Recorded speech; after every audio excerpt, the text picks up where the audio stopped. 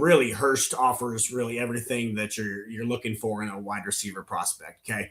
Unless you realize that his massive production occurred in the Sun Belt Conference for a Georgia State team that really had nothing else going for it and repeatedly chucked the ball in his direction.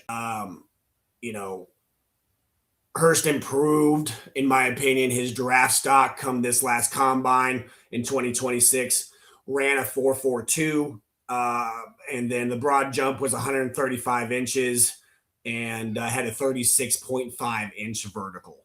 That the vertical was slightly disappointing in some eyes, but again, Mike Evans doesn't have a big vertical.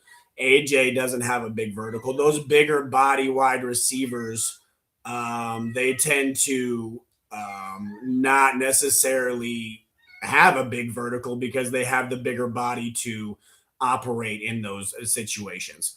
I think he profiles as a classic X wide receiver and a downfield playmaker in the NFL. I think he has enough size and strength to theoretically earn considerable volume. But for now, the Bucks may have a room that's hard for him to do that, right? This may allow him to necessarily work a lot with the second unit, given that they drafted Emeka Ibuka last year, Jalen McMillan the year before that, and they brought back Chris Godwin. Yes, Mike Evans is gone. It's a big loss, but those three are used to the offense. Chris Godwin isn't a veteran, and again, Jalen McMillan, if healthy, was a fantastic wide receiver.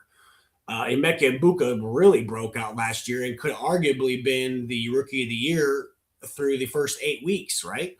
I think Ted McMillan kind of lasted him out there in an arguable fashion, but if we're cutting it off, I mean, he had a very, very strong first half. So, and that's just coming with again the same thing as Stribling. Crowded wide receiver room. I think it takes him a year or two to kind of sit behind, what do they want to do with Jalen McMillan? Do they want to pick up that option or would they rather run with Ted Hurst? Could they trade Chris Godwin? You know what I mean? Like I just took wide receiver needy team.